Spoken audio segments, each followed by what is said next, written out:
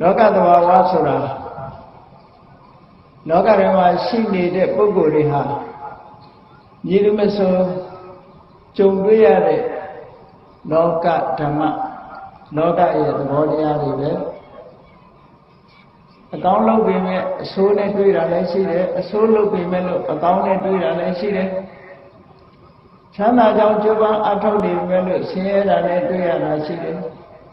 ဆင်းရဲစေတဲ့အလုပ်မျိုးဖြစ်ပေမဲ့လို့ချမ်းသာနေကြတာလည်းရှိတယ်ပေါ့အဲ့တော့လောကသဘာဝဆိုတာကိုထင်တိုင်းမဖြစ်သေးတဲ့အခြေအနေတရားကိုလောကသဘာဝလောကမှာရှိကြတဲ့လူသားတွေတိုင်းမရှောင်မလွဲနိုင်အောင်ကြုံတွေ့ရတဲ့လောကသဘာဝဒီလိုရှိတယ်အဲ့ဒါကြောင့်မို့လို့လူသားတွေရှိတိုင်းရှိတိုင်းဘယ်ခေတ်ကလူသားပဲဖြစ်ဖြစ်ဘယ်နိုင်ငံကလူသားပဲဖြစ်ဖြစ်ဘယ်ဘာသာဝင်ပဲဖြစ်ဖြစ်လောကမှာကိုယ်ထင်တိုင်းဖြစ်တာတော့မရှိဘူးလောကသဘာဝအားလျော်စွာအကြောင်းပေါ်ပတ်ဝန်းကျင်ပေါ်အခြေအနေတွေပေါ်မူတည်ပြီးတော့ဘဝတစ်ခုကိုဖြတ်တန်းကြရအဲ့ဒီလောကသဘာဝကိုမသိနားမလည်ဘူးဆိုလို့ရှိရင်လူတွေကအယူဆမှားယွင်းသွားတယ်အထင်မြင်တွေလွဲသွားတယ်ဒါကြောင့်မို့မြတ်စွာဘုရားသခင်ကိုရောမြတ်ကဒေသနာတော်မှာဟောထားတာရှိတယ်ပါပောပိပတ္တိပတ္ထရမကောင်းတဲ့လူတယောက်ဟာလည်းအကောင်းနဲ့ကြုံတွေ့နေရတယ်ဆိုတာရှိတယ်ဒါကဏိခေတ်မှာလည်းရှိတာပဲဟိုရှိတော့လည်းရှိတာနောင်လည်းရှိအောင်ပါမကောင်းပေမဲ့လို့အကောင်းတွေဆုံးနေတဲ့လူဆိုတာလောကမှာဘယ်နေရာမှာမဆိုရှိတယ်အဲ့ဒီလိုရှိနေတာဟာသဘာဝတရားကြီးကိုသို့မဟုတ်မကောင်းတာလုပ်ရတဲ့နဲ့အကောင်းတွေတွေ့နေတယ်ဆိုတာသဘာဝတရားရဲ့မျက်စိလဲသွားမှုလားသို့မဟုတ်သဘာဝတရားကိုဆန့်ကျင်ပြီးတော့လုပ်တာလားလို့ဆိုတော့မဟုတ်ဘူးအခြေအနေတစ်ခုခုကြောင့်ဒီလိုဖြစ်တာ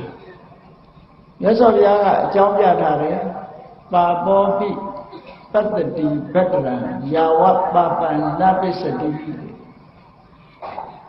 သူလုပ်တဲ့မကောင်းမှုတွေက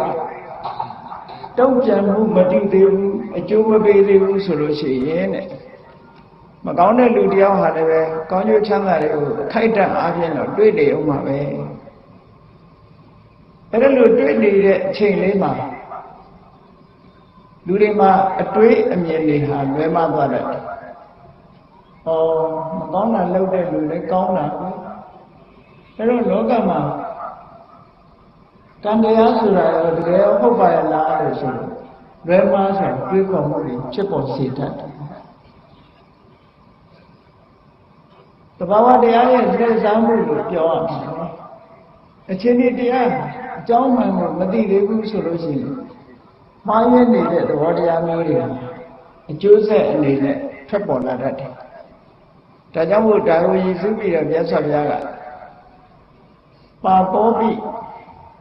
ပတ္တိဗတ္တရယာဝပပန္နပစ္စတိသူလုံးနေတဲ့မကောင်းမှုကံရဲ့တုံ့ပြန်မှုမရသေးသမျှကာလပတ်လုံးမကောင်းတဲ့ပုဂ္ဂိုလ်ဟာလည်းကောင်းကျိုးချမ်းသာတွေခံစားနေရတယ်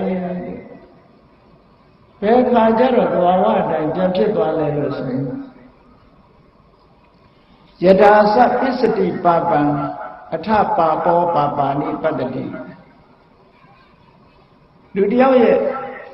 မကောင်းတဲ့လုပ်ရတဲ့ကနေပြီးတော့မကောင်းကျိုးတွေကိုထုတ်လုပ်ပြီးဆိုတဲ့အချိန်ကြရင်တော့သူဟာသူလုပ်ခဲ့တဲ့လုပ်ရအတိုင်းမကောင်းတဲ့အကျိုးတွေကိုခံစားရတယ်အဲ့တော့ဒီသဘောတရားမှာလောကသဘာဝအနေနဲ့ရှိပြီးတော့နေလာရှိပြီးတော့နေသည့်အတွက်ကြောင့်လူတွေဟာအထင်မှားမြင်မှားတွေဖြစ်ပြီးတော့ကံကြမ္မာဆိုတဲ့အပေါ်မှာမယုံကြည်မှုတွေဖြစ်ထွန်းလာအေးကောင်းတာလုပ်လဲကောင်းတာမဖြစ်ပါဘူးမကောင်းတာလုပ်လဲကောင်းတာဖြစ်ခြင်းဖြစ်တာပါပဲနဲ့ ဆိုတဲ့အတွေးတွေဝင်လာပြီးတော့ကံကိုညှင်းပယ်တယ်ဆိုတဲ့အယူဆတွေပေါ်လာတတ်တယ်တကယ်တော့လောကဓမ္မတာလောကရဲ့သဘာဝတစ်ခုအရာအခြေအနေတစ်ခုမှာမဖန်သေးတဲ့အချိန်မှာလူတွေကိုမျက်စိလဲသွားစေတယ်အဲ့ဒါလိုပဲနောက်တစ်ခုကိုကြည့်အောင်မယ်ဆိုရင်မြတ်စွာဘုရားရဲ့ဒေသနာတော်ထဲမှာဗတ္တရောပိပတ္တတိပါပံယာဝဗတ္တရနပိစတိကောင်းတာလုပ်တဲ့ပုဂ္ဂိုလ်တယောက်ဟာလည်းပဲတဲ့သူလုပ်တဲ့ကောင်းတဲ့လုပ်ငန်းတွေကကောင်းကျိုးကိုမထွက်လို့သေးသမျှကာလပတ်လုံးသူဟာအဆိုးတွေ့ကြတွေ့နေတယ်ဒါအခြေအနေတစ်ခုဟာမပြည့်စုံနေလို့ရှိရင်ဒီလိုပဲဖြစ်တတ်တယ်ဒီလိုဖြစ်တတ်တယ်အဲ့လိုဖြစ်နေတဲ့အချိန်မှာတာမန်ပုဂ္ဂိုလ်တွေကစဉ်းစားလိုက်ကြတယ်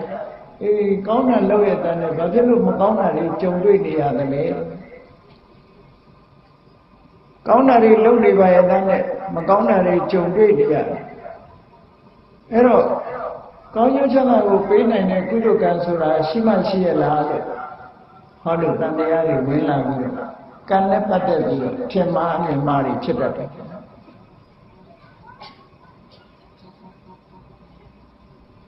ါကြောင့်မြတ်စွာဘုရားကယတာသပစ္စတိဗတ္တရအထဗတ္တရောဗတ္တရာနိပတ္တတိသူလုပ်တဲ့ကောင်းမှုကုသိုလ်တွေကအကျိုးတရားကိုထုတ်လုပ်ပြီးလို့ဆိုတဲ့အခါမှာလူတော်လူကောင်းတရားမှာကောင်းကျိုးချမ်းသာတွေပဲရမယ်ဘဝတစ်ခုကနေတစ်ခုအစစ်မြင့်တဲ့မြင့်သွားပြီးနောက်ဆုံးမှာနိဗ္ဗာန်ချမ်းသာပြီးအောင်ရရှိသွားတယ်အဲ့တော့အခိုက်အတန့်အားဖြင့်အထင်မှားမြင်မှားဖြစ်စေတတ်တဲ့ဈာကာလလေးတွေရှိတတ်တယ်